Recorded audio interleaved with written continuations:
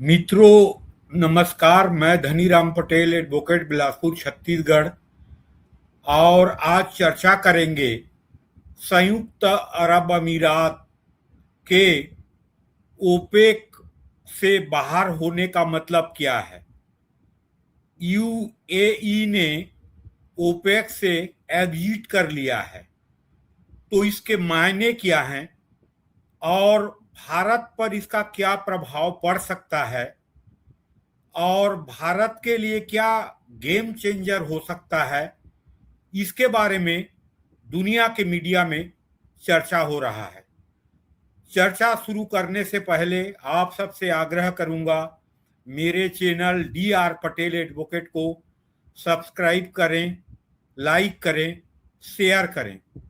मित्रों, OPEC organisation of petroleum exporting countries से संयुक्त अरब अमीरात के बाहर होने के घोषणा जो 1 मई से लागू होगा, इसके भारत पर क्या प्रभाव पड़ेगा, ये सब चर्चा अभी दुनिया के मीडिया में हो रहा है। लेकिन मेरे को लगता है कि भारत और संयुक्त अरब अमीरात रणनीति के तहत काम करें तो भारत के लिए पेट्रोल और गैस के समस्या के लिए एक गेम चेंजर साबित हो सकता है। तो पहले देखें कि संयुक्त अरब अमीरात दुनिया के जो पेट्रोलियम रिजर्व है उसमें उसकी 6% भागीदारी है, और गैस में दुनिया की जो गैस रिजर्व है उसमें 3% भागीदारी है। और भारत संयुक्त अरब अमीरात के दूसरे नंबर के सबसे बड़े ट्रेड पार्टनर है। अभी भारत और संयुक्त अरब अमीरात के बीच $100 बिलियन का ट्रेड हुआ, और सबसे बड़े ट्रेडिंग पार्टनर संयुक्त अरब अमीरात के चीन है, जिससे 2025 में $111 बिलियन का ट्रेड हुआ। और आज की स्थिति में संयुक्त अरब अमीरात के इलेक्ट्रॉनिक्स, इलेक्ट्रिकल और उपभोक्ता सामान के सप्लाई चेन चीन बना हुआ है।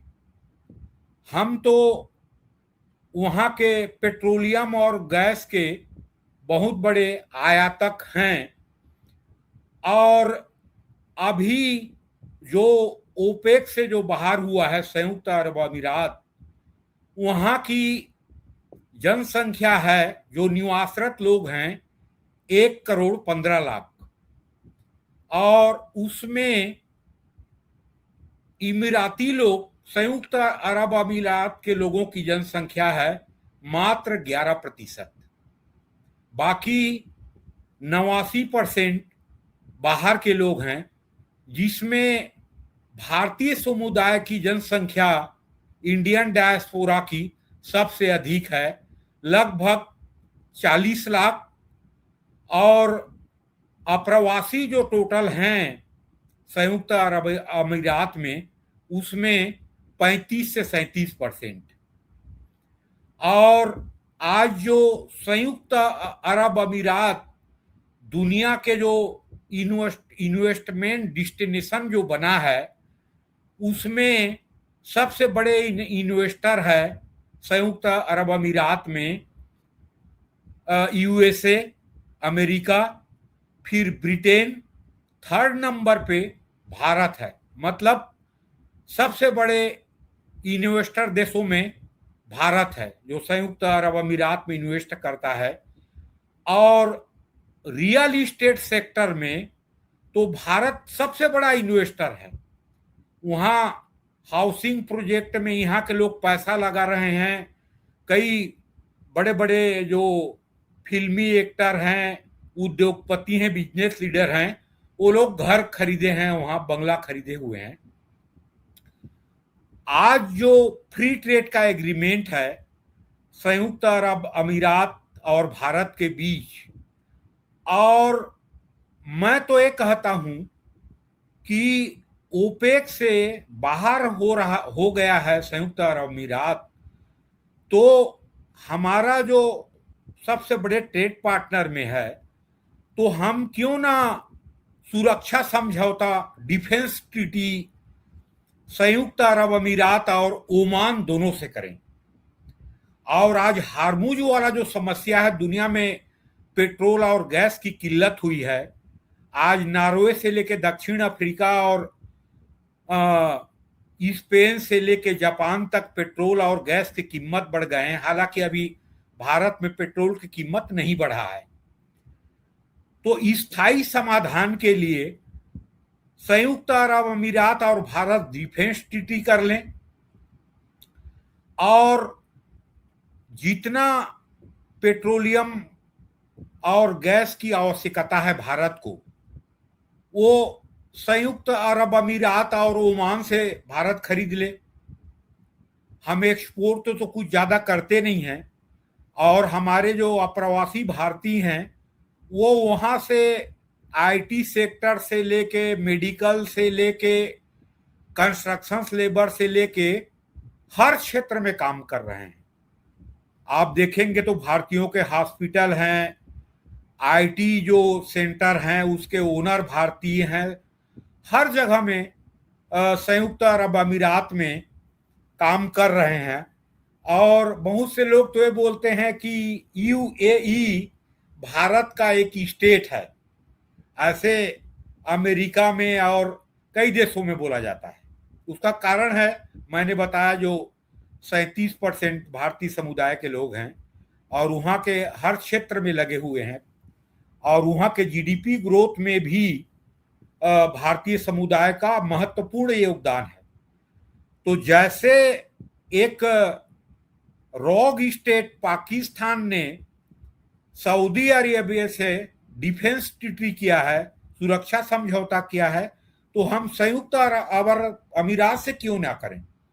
और अभी देखे होंगे जो ये अमेरिका ईरान युद्ध हुआ था, उसमें अमेरिका के करीब होने के कारण ईरान ने हमला किया था संयुक्त अरब अमीरात में, और सबसे अधिक प्रभावित हुआ संयुक्त अरब अमीरात। तो हम उससे डिफेंस ट्रीटी भी कर सकते हैं, और उसके टोटल जो पेट्रोलियम उत्पादन है उसके रिफाइनरी भी हैं भारत में। एक रिलायंस का हो या एचपीएल हो या आयल इंडिया हो, इंडियन आयल हो, सब रिफाइनरी जो हैं वहाँ क्रूड आयल को रिफाइन भी कर सकते हैं। और हम जो अन्य देशों पे निर्भर है वो भी नहीं रहेंगे। एक समझौता कर ले लॉन्ग टर्म, गैस का रेट इतना होगा और पेट्रोल का रेट इतना होगा, और टोटल गैस और पेट्रोल के प्रोडक्ट है उसको भारत खरीद सकता है। आज हम रसिया से खरीद रहे हैं, सऊदी अरेबिया से खरीद रहे हैं, इराक से खरीद रहे हैं, तो हम एक ही देश से खरीद लें, साथ में ओमान को भी ले लें, ओमान से भी डिफेंस ट्रीटी कर लें। तो भारत के लिए ये गेम चेंजर साबित हो सकता है। और ओपेक से बाहर होने का मतलब ये है कि ओपेक का जो कंडीशन है कि इतना पेट्रोल उत्पादन करना है, उनका जो क्राइटेरिया रहता है, और रेट को इतना रखना है, तो उसका जो रेगुलेशन और नियंत्रण है ओपेक का, ओपेक से संयुक्त अरब अमीरात बाहर हुआ मतलब उस कंडीशन से बाहर हो गया। अब संयुक्त अरब अमीरात पेट्रोल का रेट कितना रखेगा पर बैरल, गैस का कितना रखेगा रेट, ये संयुक्त अरब अमीरात पर निर्भर है। तो एक रणनीति के तहत स्ट्रेटेजिकली पेट्रोल और गैस के बारे में लॉन्ग टर्म में एक एग्रीमेंट कर लें संयुक्त अरब अमीरात और भारत, और डिफेंस ट्रीटी भी कर लें। मेरे ख्याल से अभी कई चर्चाओं में लग रहा था कि संयुक्त अरब अमीरात भी चाहता है भारत से डिफेंस ट्रीटी करने के लिए, और भारत को साहस दिखाना पड़ेगा। माने हमारे से जो डिफेंस ट्रीटी होगी तो संयुक्त अरब अमीरात में कोई हमला करेगा तो हमारे पे हमला माना जाएगा, और भारत पे कोई हमला होगा तो संयुक्त अरब अमीरात पे हमला माना जाएगा, और भारत को साहस दिखाना पड़ेगा। उसके खिलाफ कोई कार्रवाई करेगा तो सामने आना पड़ेगा। भारत को भी उभरती हुई महाशक्ति है और एक विश्व शक्ति बन रहा है, तो उससे पीछे नहीं हटना चाहिए। पाकिस्तान जैसे रॉग स्टेट, एक टेररिस्ट स्टेट, अगर सऊदी अरेबिया से डिफेंस ट्रीटी कर सकता है तो हम संयुक्त अरब अमीरात से अपने रणनीति के तहत डिफेंस ट्रीटी क्यों नहीं कर सकते हैं। भारत सरकार को इसमें काम भी करना चाहिए, और जो बिजनेस माने ट्रेड ट्रीटी है, फ्री ट्रेड एग्रीमेंट है संयुक्त अरब अमीरात और भारत के बीच, वहां यूपीआई के, भारत के यूपीआई के एक्सेस है, और इंडियन करेंसी और संयुक्त अरब अमीरात के करेंसी से ट्रेड भी होता है, दोनों के बीच जो एग्रीमेंट है उसके अनुसार। तो भारत को और संयुक्त अरब अमीरात को भारत के पेट्रोलियम समस्या के लिए और गैस समस्या के लिए और गैस और पेट्रोल के एक्सपोर्ट करने के लिए एक लॉन्ग टर्म और स्थायी एग्रीमेंट पेट्रोल और गैस इंपोर्ट करने के लिए भारत को करनी चाहिए। जैसे कम प्राइस में, ओपेक के निर्धारित प्राइस से कम प्राइस में अभी यूक्रेन और रूस के युद्ध के बीच रसिया भारत को दे रहा था, वैसे संयुक्त अरब अमीरात भी दे सकता है, क्योंकि दोनों एक महत्वपूर्ण व्यवसायिक और व्यापारिक साझेदार हैं। जैसे मैंने बताया कि संयुक्त अरब अमीरात के सबसे बड़े, दूसरा नंबर के सबसे बड़े बिजनेस पार्टनर भारत है, और भारत के सबसे बड़े दूसरे नंबर के सबसे बड़े ट्रेड पार्टनर, तीसरे नंबर के सबसे बड़े ट्रेड पार्टनर संयुक्त अरब अमीरात है। तो संयुक्त अरब अमीरात के ओपेक से बाहर होने के बाद, ओपेक से एग्जिट करने के बाद, जो वो 1 मई से लागू हो रहा है, तो भारत को डिफेंस ट्रीटी और पेट्रोल ट्रेड की ट्रीटी और गैस ट्रेड की ट्रीटी संयुक्त अरब अमीरात से करना चाहिए। भारत के लिए ये गेम चेंजर होगा, और संयुक्त अरब अमीरात के लिए जो कई देशों में सप्लाई करता है, सीधे भारत में सप्लाई कर सकते हैं, और दूसरे नंबर के और तीसरे नंबर के सबसे बड़े ट्रेड पार्टनर हैं। हम संयुक्त अरब अमीरात के दूसरे नंबर के सबसे बड़े ट्रेड पार्टनर हैं, और भारत के तीसरे नंबर के सबसे बड़े ट्रेड पार्टनर संयुक्त अरब अमीरात है।